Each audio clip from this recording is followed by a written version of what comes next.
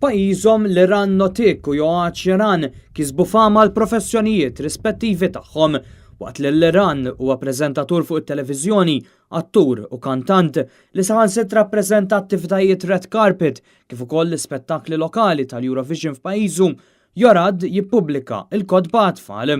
Iżda l-aktar storja sinifikanti tagħhom kitbuha f'pajjiżna meta l-ġimgħa żewġu lil xulxin biex bekk wettqu ħolma li f'pajjiżhom ma kienitx possibbli. We've been looking for a place to accept us and give us the opportunity to legalize our marriage. Malta was one of Liran's first destinations that he told me he wanted to visit forever, that he knew himself and was drawn to. It was very surprising because I always wanted to come here to Malta just for a trip.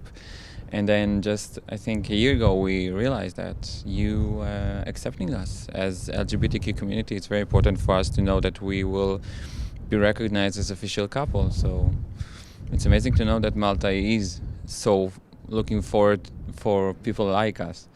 Not only the LGBTQ community, but people from all kinds of the population. Minkejja li kienu mdawra minn persuni mill-komunità lokali LGBTIQ, sfortunatament għal-jom ma kienx possibbli li jġibu lill-familja kollha tagħhom lejn Malta.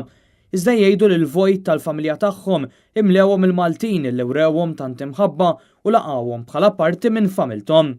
We felt from the first moment we landed that Maltese people are like family.